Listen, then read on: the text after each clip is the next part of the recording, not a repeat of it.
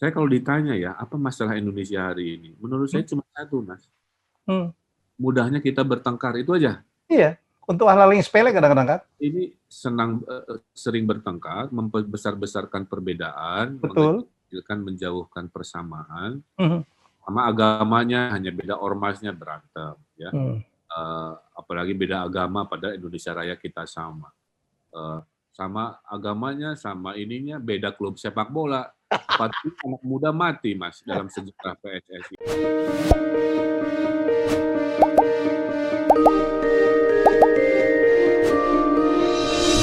Ya, ini saya ada janjian lama, ngincernya udah lama, berapa kali batal, akhirnya saya bisa menemui seorang tokoh yang sekarang menjadi apa ya?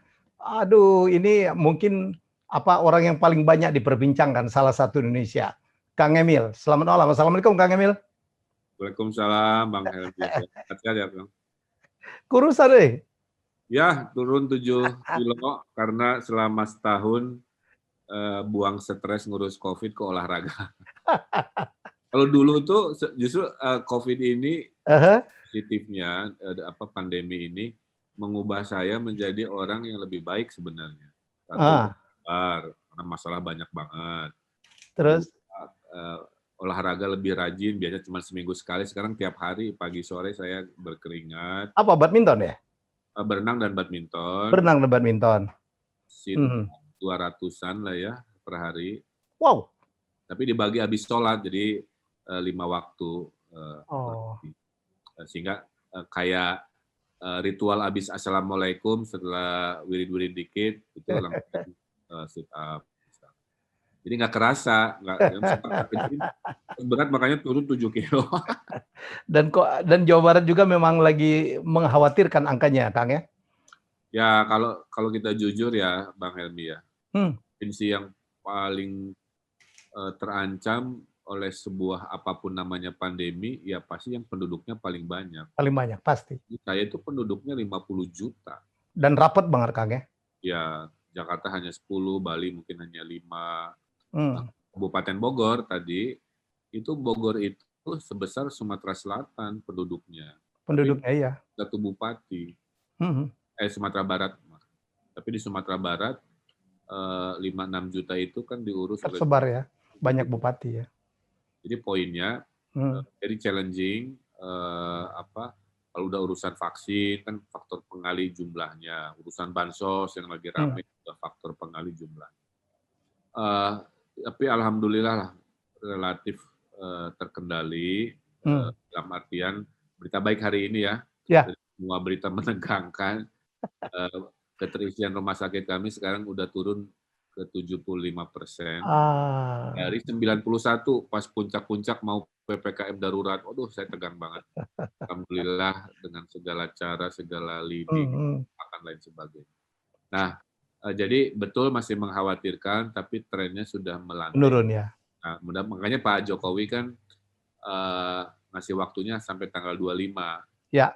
Berharap 25 lebih oke lah. Turun lagi ya. Setelah itu maka PPKM-nya proporsional, Kang. Yang sudah bagus, boleh agak longgar, makan di restoran lagi, jualan lebih normal lagi. Tapi beberapa daerah yang masih darurat, zona merah, ya mungkin jadi kasihan rakyat ya kan? Sedih.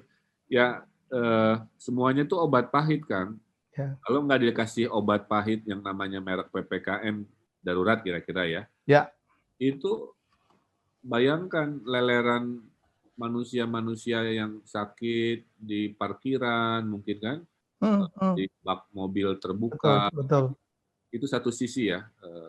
Tapi kalau PPKM darurat si obat pahit diberikan, ekonominya kan kena. Harus dibantu ya.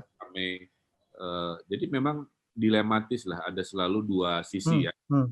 Karena COVID ini kan menyerangnya itu di kerumunan. Sementara interaksi ekonomi ya memerlukan kerumunan ya. Makan kan harus berkumpul ya. Jadi itulah cukup berat ya. Jadi saya pun mohon maaf ya, hari-hariku terbuat dari innalillahi kan.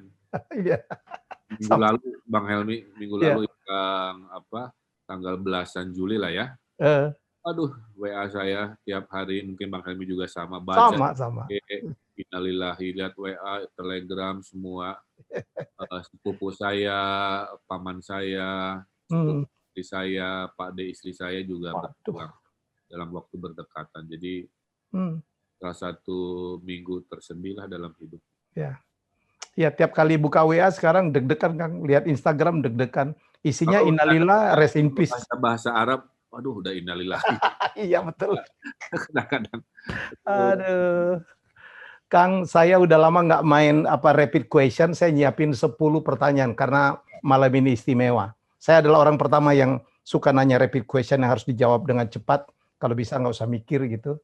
Ya, Malam ini setahun saya nggak mainin, saya mainin untuk Kang Emil. oke. Saya nyiapin 10 pertanyaan. Ya. Semoga ini supaya kita bisa kemana-mana. Kang, kalau boleh memilih, Kang, kalau boleh memilih, ya lebih memilih jadi arsitek atau kepala daerah, Kang? Kepala daerah. Kepala daerah. Karena kebermanfaatannya puluhan kali lebih luas. Tapi arsitek itu tidak ada matinya selama orang mau menggunakan jasanya. Jadi nanti kalau saya pensiun berdasarkan aturan, jadi arsitek lagi itu bisa. Oh gitu. Ada arsitek umurnya 100 tahun masih dipakai orang karena idenya bagus. Siapa termasuk gurunya Kang Emil ya, Zaha Hadid? Ya, tapi itu udah meninggal dunia. Ya, baru meninggal berapa tahun yang lalu ya? Pensiunnya karena arsitek biasanya pensiunnya karena meninggal. Tapi kalau kepala daerah kan momentum waktu, tidak selalu hadir di memang kalau kita udah uzur masih mau kan susah juga. Jadi, hari ini Khairunas anfa'hum linas, kebermanfaatan saya untuk masyarakat jauh lebih luas oleh tanda tangan saya, oleh keputusan saya, oleh posting saya, oleh anggaran saya, sebagainya. Jadi awal jabatan menggratiskan sekolah, berapa juta yang terpengaruh oleh keputusan itu kan. Ya. Saya hemat Kang 1,7 triliun yang tadinya rame-rame ke sana sini, pas saya lihat kok bisa dihemat, alhamdulillah. Nah itu contoh ya, contoh kecil. Betul. Kebermanfaatannya oleh jabatan kepala daerah luas. Dan bagi saya Kang, kepemimpinan itu sama aja, mau RT, RW, wali kota, bupati. Yang penting mah hidupnya ngaruh nggak, nolongin orang nggak, mempermudah hidup masyarakat. Jadi saya kira itu hakikat. Tapi jadi kepala daerah kan berat banget sekarang, Kang ya. Waduh. Dihujat ya, kemudian dikata-katain gitu ya. Rumus sederhana, Bang. Apa, Kang? Di hari-hari ini sebagai pemimpin ya, nggak kerja itu diomongin. Kerja juga diomongin. Karena sama-sama diomongin, yang penting kerja aja. Nah, kalau nggak kerja, probabilitasnya 0. Kalau kerja ada probabilitasnya angkanya positif, kan begitu. Ya. Walaupun sama-sama diomongin, yang penting kerja aja. Tapi dulu saya ngebayangin ya, seorang Ridwan Kamil gitu, seorang arsitek yang not ken-ken katanya Kang, bukan kaleng-kaleng gitu ya. Prestasinya luar biasa, karya-karyanya luar biasa, penghargaan luar biasa, pernah bekerja di luar negeri gitu. Rindu nggak Kang kadang-kadang Kang? Ya, kalau saya tidak berpikir pada kebermanfaatan yang luas tadi Kang, orang kaya saya multiple choice, saya pensiun mau kerja di Eropa, tinggal nelpon teman-teman lama, kasarnya gitu ya. Saya bisa lakukan kalau yang dicari adalah kebahagiaan sendiri lah, kira-kira begitu. Saya sudah kenyang, saya sudah mengunjungi, saya hitung ya, 178 kota dunia. Wow. Dalam sejarah hidup saya. Jadi paling enak tetap di negeri sendiri. Ternyata. Karena di negeri lain, saya pernah tinggal di Hong Kong, pernah tinggal di Singapura, pernah tinggal di Amerika. Ya. Enaknya tinggal di sana, Kang, kita ini second class citizen. Jadi eksistensi dirinya nggak akan maksimal. Jadi Allah memang sudah menakdirkan saya lihat dunia lain, dan memberikan panggung, menggunakan pengalaman di dunia-dunia di luar Indonesia itu untuk ya jadi indikator merubah masyarakat sendiri lah. Kang, karyanya Kang Emil kan bukan hanya di Indonesia ya. Indonesia aja monumental ya. Museum Tsunami, beberapa masjid, UMN, waduh, just name it, gedung-gedung kalau aneh-aneh, keren-keren itu adalah apa nama apanya Bang agensinya? Apa Urbane atau Urban sih bacanya? Urbane itu urban evolution. Jadi Oh, oke. karena dari arsitektur, kalau satu namanya arsitektur, kalau dia jumlahnya banyak dia jadi kota kan. Oke. Nanti orang hanya fokus ke bangunan lupa membina kotanya. Jadi kata urbanisasi misalkan ya, orang hanya melihat seolah-olah menjadi kota besar, tapi melupakan esensi bahwa berubah tuh pola pikirnya menjadi lebih terbuka, lebih egaliter dan lain sebagainya. Makanya namanya saya pilih urban evolution, di mana di dalamnya mendesain bangunan ada, mendesain sungai juga ada, mendesain jalan, taman, apa menjadi sebuah peradaban. Lengkap ya. Oke Kang, berapa karya? Kalau saya minta ini rapid question kedua. Syria Al Nur Ecopolis atau Suzhou Financial District? Yang mana Kang pilih? Dua karya besar Kang Emil. Yang Suzhou ya, karena tren di masa depan itu penuh dengan dinamika skala besar, sehingga gagasan di Suzhou itulah yang saya bawa sekarang bangun konsep baru di Jawa Barat, di utara Jawa Barat namanya Rebana, Kang. Jadi Rebana itu adalah kawasan di daerah Indramayu, Subang, Sumedang, akan didesain 13 kota baru berbasis industri. Jadi the most futuristic region itu nanti di sana. Yang ada Patimban, pelabuhannya, ada Subang ya. Polis, kemudian macam-macam. Dan akan menghadirkan 5 juta pekerjaan baru di 13 kota baru yang berbasis industri. Nah, yang di Suzhou, yang di Syria, di mana-mana itu sekian ya dari puluhan proyek saya sebelum pulang ke Indonesia. Paling banyak di Tiongkok malah. Jadi saya ini sebenarnya ahli Tiongkok kalau mau ngomong. Begitu ya. Karena mereka bertransformasi, saya itu saksi. Saya habis 3 paspor ya, keliling menyaksikan teori-teori pembangunannya mereka. Kadang-kadang kita ini tidak mau belajar dari mereka yang sudah melompat ya. Seringkali maaf ya disempitkan oleh persepsi-persepsi yang politis, persepsi-persepsi yang kadang-kadang merendahkan, padahal negeri-negeri lain itu yang udah maju. Tiongkok itu luar biasa ya. Sikan mata kepala sendiri luar biasa. Kita mohon maaf ya, high speed train kan cuma 130 km ya, kereta api cepat. 5 tahun belum beres-beres. Saya masih ingat groundbreaking gubernurnya masih Pak Ahok. Sekarang udah Pak Anies, belum tentu beres juga tahun depan. Sementara di Tiongkok, 5 tahun itu udah ribuan kilometer, udah mungkin Jakarta sampai Papua kali. Nah hal-hal begitu saya pernah lihat, jadi itulah kenapa saya semangat jadi kepala daerah itu, karena saya pernah melihat kan, wah kalau bangsa lain begitu cepat maju, masa kita nggak bisa. Allah menakdirkan saya jadi pemimpin. Cuman bedanya saya masuk ke ekosistem yang kadang-kadang tidak sesuportif yang saya ekspektasikan. Jadi saya ibaratnya kalau mobil itu cc saya 3.000, tapi karena medan kondisi ya pakainya cc-nya kecil. Gigi 1, gigi 2 kali ya. Jadi trek balap yang memadai saya bisa ngebut kira-kira gitu. Orang udah kemana-mana kita masih ribut aja gitu kali.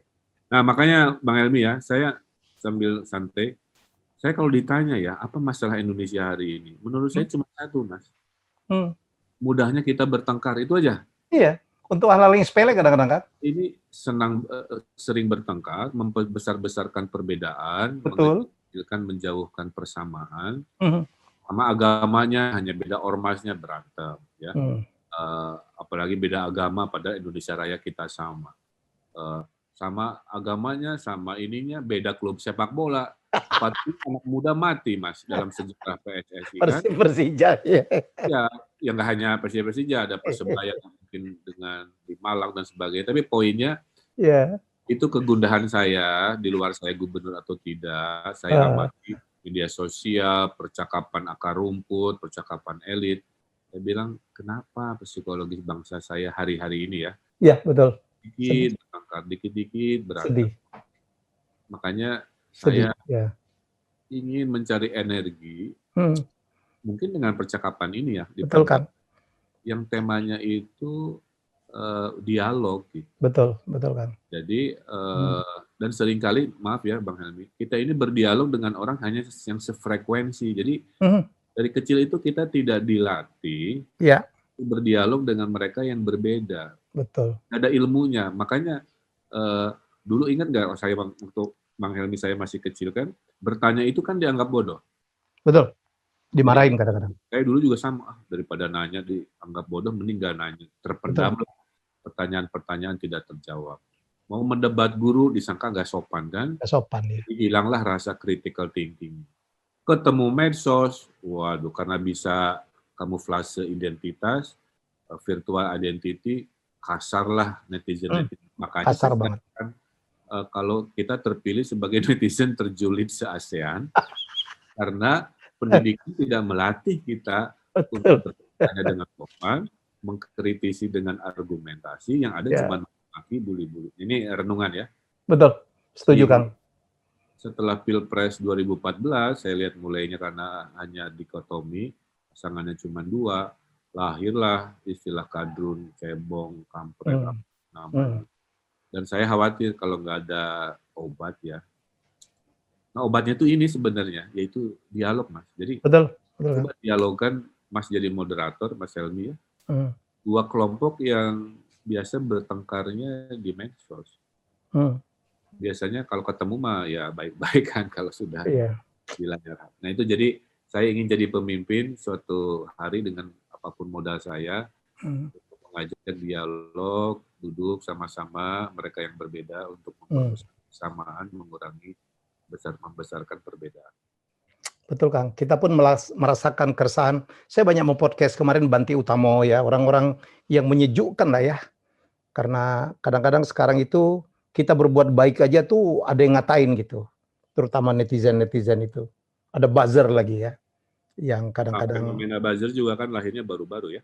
Iya, istilah buzzer gitu. Adakah istilah buzzer berbayar, benar apa enggak saya nggak tahu gitu ya.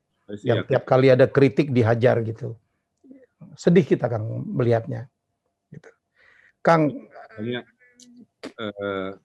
silakan. Belum jawabannya ya Bang Helmi atas kegelisahan saya, mirip berarti.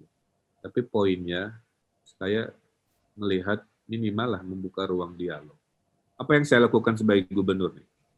Waktu saya ke luar negeri ya, dari perjalanan hidup itu, ada satu kalimat dari profesor di Harvard dulu di Amerika yang bilangnya begini, Mr. Kamil, kenapa kalau ada dialog Islam dengan Barat, ulama Indonesia nggak pernah diundang? Selalu Islam itu identiknya Timur Tengah. Kan bukankah Anda from the Muslim majority country, the biggest Muslim itu is your country. Kenapa kok nggak pernah bicara? Wah itu menusuk ya. Lama-lama ketemu jawabannya Bang Helmi. Karena bahasa Inggris kita pas-pasan. That simple ya. Simple. Makanya saya bikin namanya English for Ulama sudah 2 tahun. Oh gitu. Inggris, melatih bahasa Inggris. Iya. 5 terbaik kemarin sebelum COVID saya kirim ke Inggris. PR ngomongin Islam di Jawa Barat. Ketemu wali kota, kepala polisi dengan Yahudi, Kristiani dan lain-lain. Akhirnya mereka tercerahkan, oh ternyata Islam di Indonesia yang dipresentasikan oleh ulama dengan bahasa Inggris yang bagus, hasil program saya itu membuka cakrawala baru. Nah itu kan contoh gitu, dialog dengan orang yang berbeda. Kalau dialognya sesamanya ya nggak ketemu benang merah atau perdamaian batin dan logika. Setuju saya Kang. Nah, itu saya lakukan di level global ya, walaupun saya gubernur ya West Java ulama yang saya kirim. Tapi bayangkan kalau kita isi dialog-dialog perbedaan ini dengan multidimensi, saya kira. Betul. Kalau ada program itu Bang, saya mau sponsorin. Keren Bang ya. Karena Kang kita sedih kadang-kadang kita kalah ngelihat ulama-ulama dari Malaysia gitu ya. Mereka ya karena kemampuan berbahasa Inggris lagi-lagi ya Kang. Karena Oh, kalau saya sebagai muslim sederhana, kalau mau hmm, memahami Quran hadis kuasai bahasa Arab. Kalau mau menguasai pergaulan dunia, kuasai lingua bahasa, franca, itu bahasa Inggris. bahasa Inggris. Kang, saya sangat menghargai terutama pribadi ya, Akang meninggalkan profesi yang demikian glamor ya, dipuji orang, karyanya dilihat orang, dikagumin orang, dan saya tahu penghasilan juga luar biasa gitu, dan Akang memutuskan untuk menjadi pemimpin. Next nih Kang, menteri atau presiden? Pertanyaan ketiga. Iya, nggak dua-duanya juga sih. Saya ini udah sempat eh, ya masuk ke ranah-ranah itu, Hmm, eh, tapi saya melihat eh, jadi kepala daerah di era reformasi ini sangat meaningful. hmm, Jadi eh, perubahan itu waktu saya wali kota contohnya ya, saya setahun itu membawa 8 proyek lah infrastruktur. Kalikan 5 tahun 40 lah, saya ada bukunya. Dan saya melihat eh, apa saya menikmati si anak tangga itu ya, hmm, proses itu. Waktu saya disebut wali kota gila taman misalkan dulu, hmm. saya bilang nggak apa-apa lah Wagiman daripada Wah Wagiman gimana sih? pikiran mah wali kota gila beneran. Waktu saya beres sebagai wali kota, yang berterima kasih ke saya itu orang-orang miskin, Pak. Hmm, Aku pada saat udah jadi gubernur ya, terima kasih dulu anak saya itu harus ke mall untuk mencari kebahagiaan. hmm, 2 minggu pertama oke Pak Gub, kita masih punya uang. Tapi kalau anak udah merengek di 2 minggu terakhir, aduh susah gitu karena uang udah terbatas. Sekarang anak saya nggak mau ke mall lagi, pengennya ke taman, hmm, ke makanan. Jadi terima kasih Pak Gub, kita menghemat uang. Jadi happiness-nya dapat, saving money-nya dapat hmm, di sebuah perubahan. Nah, kalau urusan presiden misalkan, saya ini memang kata ibu saya, perahu kamu ini sedang berlayar, jadi ikuti aja Tuhan hmm, berhentikan perahu kamu di pulau yang mana. Maka jawabannya saya juga tidak tahu. Kalau pintunya terbuka, Bang Helmi, saya hmm, lah. Tapi kalau pintunya tidak terbuka, saya tidak ada masalah. Karena tadi hakikat memimpin itu sama saja. Kalau saya persepsikan Jawa Barat ini, Bang Helmi ya, ya, dengan skala skala manusia atau nyawa yang harus saya urus. Kan saya ini mengurus 2 kali Australia. Australia itu betul, penduduknya cuma 25 20 juta, jutaan. Jawa Barat 50 juta. Saya ini mengurus manusia sebesar Korea Selatan. Korea Selatan kan 52 jutaan lah, kita Hmm, 50 juta. Tapi budget saya hanya 1% dari Presiden Korea Selatan. Tapi kan happiness-nya harus sama, kesehatannya apa. Jadi tantangannya juga sama. Jadi hakikatnya itu.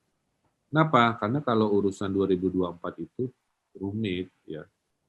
Ada 3 syarat kan. 1 elektabilitas, hmm. 2 logistik, 3 eh, keterusungan partai kan. Punya partai, oke. Ya, 2 keterusan partai. punya Hmm, logistik, nggak punya, tidak sekaya calon-calon yang lain triliunan. Partai saya masih belum, mungkin sedang beristiqoroh berlabuh kemana. Yang paling saya punya dalam modal politik ya hanya elektabilitas. Dan elektabilitas saya itu datang dari kerja. Makanya hmm, kalau elektabilitas mau bagus ya kerja aja yang benar. Itu rumus hmm. matematikanya sederhana. Makanya saya nggak mikirin ke depan gimana. Saya oleh COVID ini diajarkan udah selamat aja udah alhamdulillah. Jadi ambisi-ambisi besar infrastruktur apapun udah saya kurangi. Saya fokus nyelamatin nyawa rakyat Jawa Barat dengan cara-cara terbaik. Hmm. Nanti berakhir 2023 mudah-mudahan selamat lahir batin. Setelah itu mah ya saya lihat takdir saja. Kalau ada yang menganggap hidup saya bisa lebih bermanfaat, hayu. Tidak juga nggak ada masalah kan tadi kembali ke dunia lama. Arsitek itu juga sesuatu yang membahagiakan. Dan kalau saya lulus sampai 2023, Bang Helmi, saya kan udah 10 tahun eh, mewakafkan hidup saya ngurusi Ya, masyarakat dan 5 tahun wali kota, 5 tahun gubernur. Dalam perjalanan hidup saya kira 10 tahun mengabdi juga sudah lebih dari cukup. hmm. Kemarin waktu Akang ketemu Anies, ya ketemu AHY, ketemu Ganjar juga, sempat ke Sumsel juga orang, ini kayaknya 2024. Nggak bisa dihindari, Mas, karena kalau pakai kacamata politik nih ya, Ya, gestur itu ditafsir. betul. Diam ditafsir, pakai baju biru, jangan-jangan begini. Ganti baju kuning, jangan-jangan begitu. Kan semua warna udah habis sama partai. Kan? Jadi saya tidak bisa menghindari. Contoh kayak kemarin, ada Pak AHY, ada Kang AHY, ada Pak siapa? Iya. Anies, kemudian dari Golkar Pak Erlangga. Ya. Itu kan saya semua saya tidak mengundang. Itu datang dalam agenda masing-masing. Dan saya sebagai tuan rumah kan harus memuliakan tamu kan. Nah, kebetulan agenda mereka itu waktunya itu deketan gitu. Kayak safari politik kan. Iya betul. Padahal takdir Allahnya orang-orang penting ini agenda di Jawa Barat yang entah kenapa jaraknya deketan gitu. Kan satu hari paginya saya nemenin Pak Anies di Sumedang, habis Jumatnya saya diundang Bu Mega kan untuk penganugerahan profesor sudah tetap di Unhan. Jadi itu minggu depannya dipanggil Pak Prabowo. Jadi dari kacamata orang yang tidak paham asbabun nuzulnya kan begitu ya, disangkanya saya lagi safari politik. Padahal aslinya saya terundang dan saya menerima orang yang sedang berkunjung. Very simple, tapi karena kacamata politik ya tentunya ya dimaklum aja. Ya, tapi orang kan bertanya, semua ya, orang silakan Kang. feel comfortable juga ya dengan kondisi. Ya, kan Akang tahu bahwa Akang di beberapa survei ya, lembaga survei dengan berbagai perspektif gitu, Akang top 3, top 2, malah ada yang nomor 1 gitu. Ini kan kita bicara elektabilitas gitu kan. Kang Emil menyadari betul ya? Ya, kan tadi gini, saya juga entah kenapa ya, awal 2021 media itu wawancaranya itu 2024 aja, mungkin bosan COVID kali ya. Ngomongin COVID, bosan akhirnya menggeser ke hal-hal yang masih jauh. Jadi sebenarnya masih jauh. Kalau tahun depan, saya kira lebih realistis karena pendaftaran presiden itu kan pertengahan 2023, 12 bulan sebelum mungkin harus sudah terkunci atau apalah. Jadi kalau sekarang kan kita lagi fokus. Nah kembali kayak tadi, jadi survei-survei itu kan lihat metodenya beda-beda ya. Betul. Saya juga nggak ngerti, pernah ranking 7, pernah ranking 5, pernah ranking 3, kemarin di survei terbaru ranking 2 dari survei ahli atau apa gitu ya, metodologinya dan sebagainya.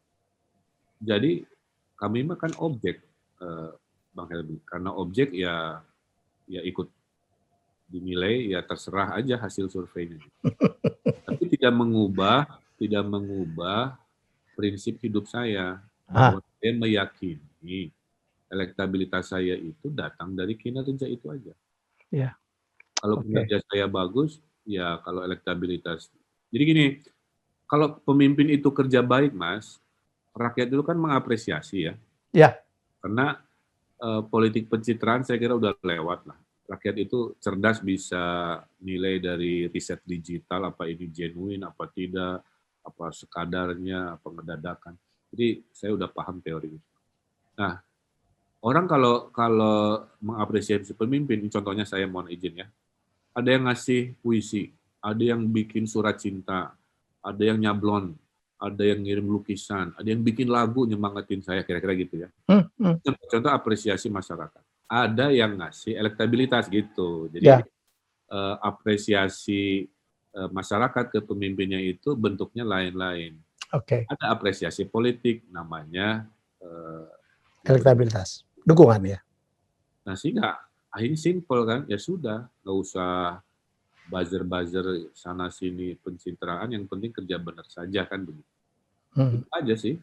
Dan saya meyakini kalau kualitas kepemimpinan kita teruji, ya elektabilitas itu mengikuti. Walaupun ya pendapat saya, kalau ngomongin elektabilitas perorangan tuh kurang valid sih. Karena yang valid itu kalau udah berpasangan. Oke. Kan nanti bisa aja yang elektabilitas nomor 1 gabung sama elektabilitas nomor 4. Melawan yang elektabilitas nomor 2 yang bergabung dengan elektabilitas nomor 3 kan. Ya. Survei lagi, nah baru itu lebih realistis gitu. Kan sekarang belum dipasangin, Kang. Oke, Memang kita berandai-andai ini, Kang. Ini pertanyaan keempat, rapid question keempat. Anies Baswedan atau Ganjar Pranowo? sama aja. The tricky question. Kenapa? Karena dalam politik ya, Bang Helmi, kenapa saya tidak jawab ya? Karena ada fundamental filosofi di jawaban saya. Dalam politik itu kita nggak pernah bisa memilih, Mas, siapa pasangan kita. Ya. Semua pasangan politik itu berjodoh tidak selalu jauh-jauh hari. Waktu wali kota, perjodohannya menjelang-menjelang. Waktu gubernur, perjodohannya juga menjelang-menjelang. Jadi ibaratnya itu kayak ta'aruf. Kita nikah dulu, baru belajar mencintai. Itu begitu prinsip saya. Jadi kalau nanti takdir oleh sebuah proses dan takdir dengan Pak Anies, saya bisa dengan baik bersinergi dengan Pak Ganjar juga apalagi dan sebagainya. Jadi itulah kenapa pertanyaan ini nggak pernah bisa saya jawab. Kalaupun nanti ada nama lain, jawaban saya juga sama. Karena preferensi, karena politik itu bukan matematik. Gitu. Ya. Saya tanya nih ke Bang Helmi, emang Ma'ruf Amin disurvei menjelang beliau menjadi cawapres kan? Cawapres. Tiba-tiba muncul aja ya? Emang pas Sandi Uno diprediksi dua-duanya dari Gerindra bisa diusung koalisi-koalisi lain kan? Pasti ada faktor-faktor menjelang-menjelang itu yang membuat perjodohan itu tidak matematis. Nah, atas dasar itulah saya belajar ilmu politik sambil jalan ya. Satu, bahwa berpasangan itu biasanya adalah takdir di akhir. Kalau sudah ditakdirkan, ya kita belajar mencintai setelah takdir itu. Kayak pernikahan pakai ta'aruf deh. Ya betul. Kan ada orang pacaran menikah, ya saya begitulah ya. Tapi kan ada juga yang dijodohkan, terus menikah, di akad nikah baru belajar mencintai. Ya banyak juga pilih. Kang, ini saya terpaksa harus minta Kang untuk memilih dari 2 nama, tapi ini yang muda nih, Kang. Mungkin untuk RI 2 atau apa gitu ya. Sandi Uno atau AHY, Kang? Iya, pertanyaannya sama, Bang Helmi. Jadi dua-duanya sahabat saya, dua-duanya juga punya kelebihan. Jadi pokoknya kalau pertanyaan udah berpasangan, saya nggak akan bisa jawab nama. Ya begitu ya. Itu mah hakikat kan tadi udah saya jawab. Jadi betul. Di level manapun prinsip. Kalau udah politik, saya jawabannya begitu. Oke, pertanyaan ke-6 nih, Kang. Tampil di medsos atau offline yang Kang Emil lebih nyaman? Offline lah. Medsos itu kan sebenarnya, maaf ya, saya memposting kan hanya mungkin 30 detik prosesnya, kan begitu ya. Hidup saya itu offline, tapi misalkan saya cerita begini, saya agenda bisa 12 agenda, Mas, sehari. Oke. Dari pagi jam 7 sampai sekarang contohnya, ini agenda saya terakhir, sampai jam 10-an. Gimana? Dan tapi kan saya nggak bisa memposting si 12 itu ngapain, tadi rapat dengan Pak Wapres, apa dibahas. Nah, media sosial itu hanya cuplikan dari keseharian yang menurut saya paling signifikan. Jadi tidak mewakili semuanya. Makanya media sosial itu hanya sebagai pengkonek bahwa saya berpartisipasi dalam komunikasi secara digital. Sisanya mah ke lapangan 4 jam kayak kemarin saya naik motor ya, bagi-bagi sembako, kemudian kehujanan, kemudian rapat, mengkoordinasikan. Itu nggak mungkin kalau saya posting semua kegiatan saya, maksudnya mungkin sehari bisa 10 postingan kali ya. Tapi kan saya pilih 1 atau 2 saja mewakili apa yang dekat di hati lah. Karena kan, tapi saya gunakan media sosial itu untuk 4 urusan, Mas. Ya. 1, memposting agenda, 2, mengedukasi, ya. 3, mengklarifikasi kalau ada hal-hal negatif yang keliru, gitu kan. Yang keempatnya untuk personal life gitu. Saya pernah diundang ke Facebook ya, Mas Helmi.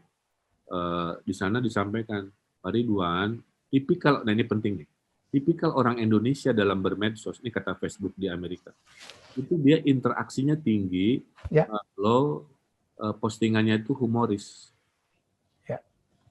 Ya. Walaupun maksudnya serius. Jadi kesimpulannya, postingnya serius, tapi captionnya dilucu-lucu lah kira-kira. Ya. Dulu contoh saya pernah posting nih, wahai warga Bandung, dalam rangka Adipura, buanglah sampah pada tempatnya. Yuk, semangat.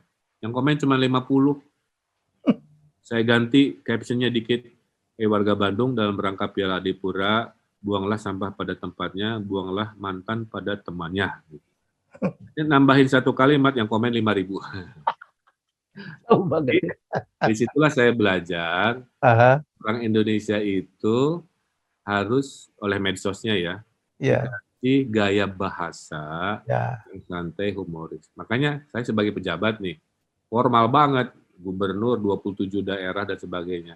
Tapi postingan saya, Mas Hemi bisa monitor kan, bahasanya santai, relax, humoris ya. Nah itu karena psikologis itu. Makanya sekarang saya yakin kenapa pelawak istrinya cantik-cantik. Banyak yang suka ya. Karena orang cewek Indonesia menyukai cowok humoris, ternyata karakternya begitu.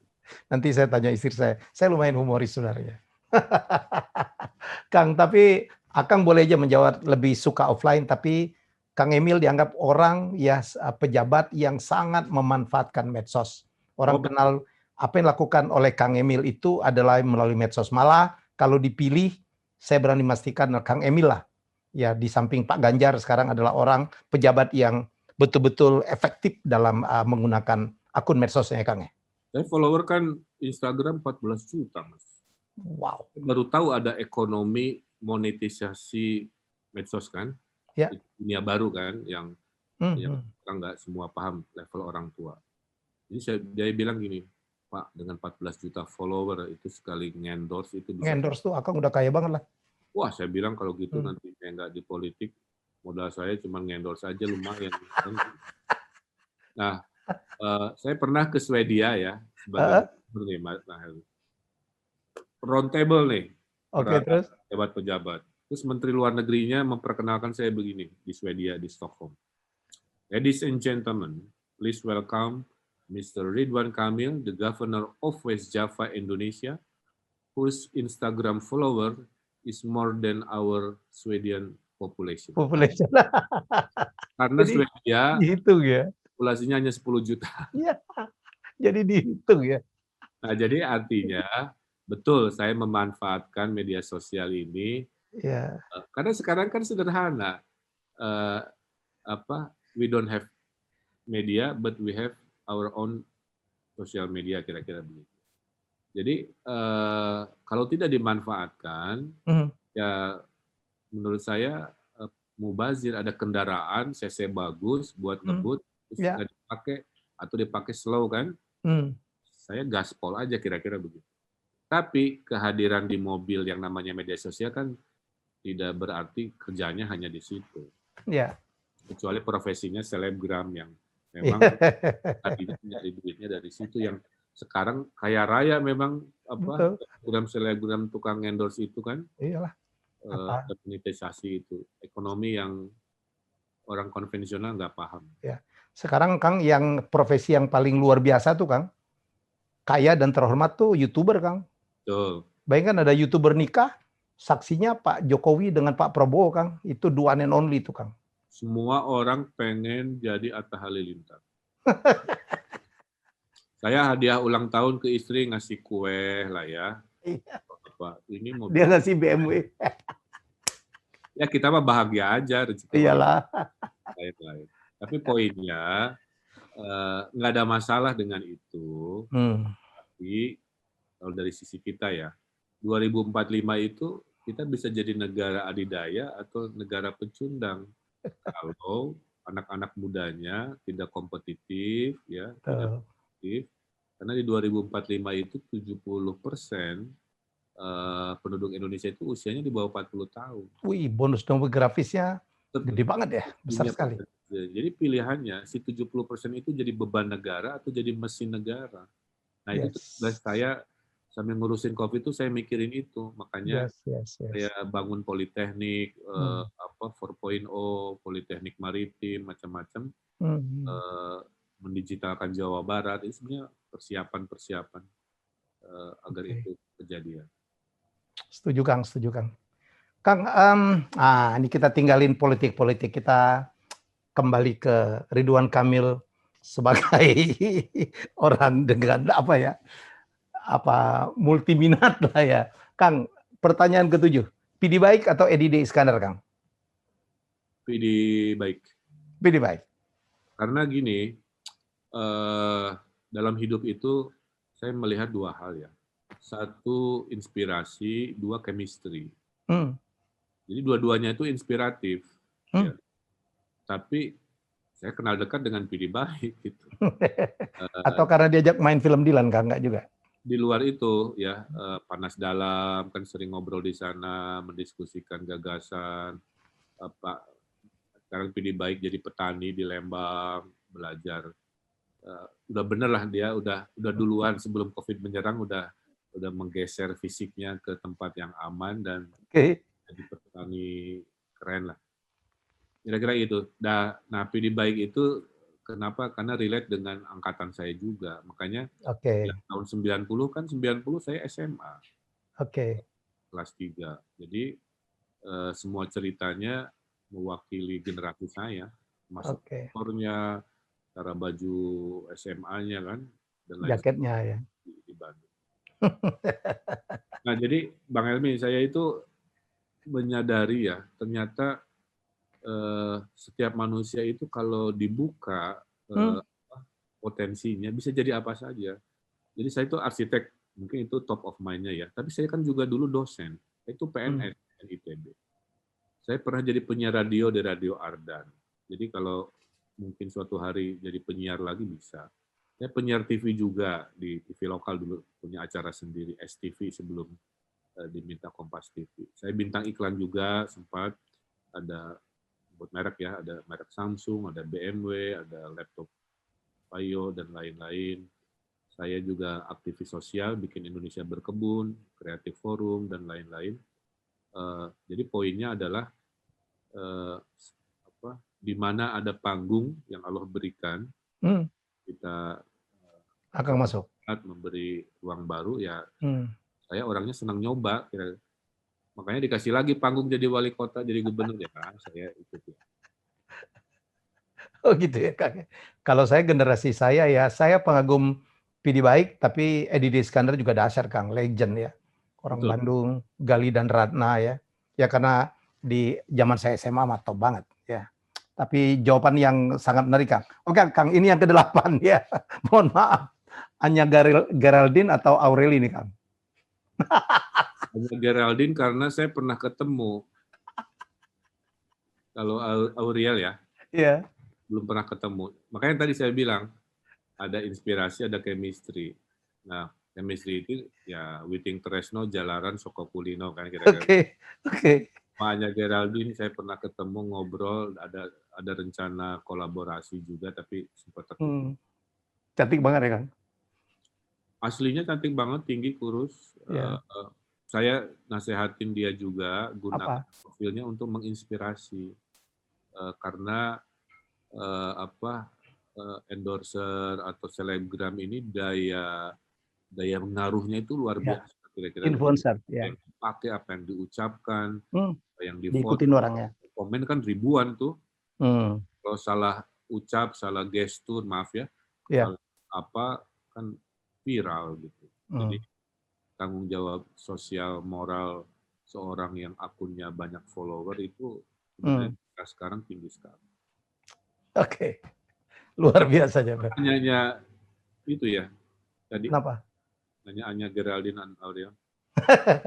Nanti GR dia mungkin Kang. Ke-9 nih Kang.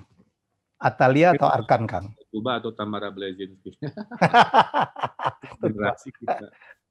Atalia atau Arkan, Kang? Atalia tentunya. Jadi apa ya? Tahun ini saya 25 tahun. Ya. Wedding anniversary ya. Selamat. Perak berarti ya. Untuk pernikahan 25 tahun saya juga nggak kerasa luar biasa panjang. Ya. Apalagi kalau melihat media-media orang dengan mudahnya berpisah kira-kira begitu.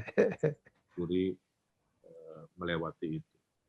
Nah, kenapa jawabannya Atalia? Karena Arkan itu adalah buah dari diskusi saya dengan Atalia kira-kira. Karena ini ceritanya lucu. Saya kan punya 2 anak nih. Yang mau lulus ITB, yang kedua masih SMA. Kalau udah gede-gede, susah diajak main lagi. Jadi kita tuh kesepian. Terus saya bilang ke istri saya, ya udah kita nambah anak lagi ya. Terus baru hari Seninnya kita putuskan, yuk kita bikin anak lagi lah kasarnya.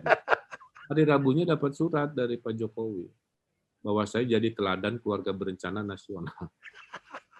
Akan dapat medali keluarga berencana. Nggak jadilah Bang Helmi mau punya anak 3 karena syaratnya kan 2 anak cukup, laki perempuan sama aja. Jadi pergilah saya ke seremoninya, dapat medalinya. Ya, jadi akhirnya pas karena dimajukan pelantikan gubernur di Istana Negara, sementara istri saya baru selesai operasi, akhirnya istri saya datang ke istana mendampingi pelantikan saya pakai kursi roda. Makanya ada di Google foto saya lagi dorong istri saya. Nah, kemudian akhirnya karena tidak bisa berketurunan lagi, kita memutuskan mengangkat anak. Ya.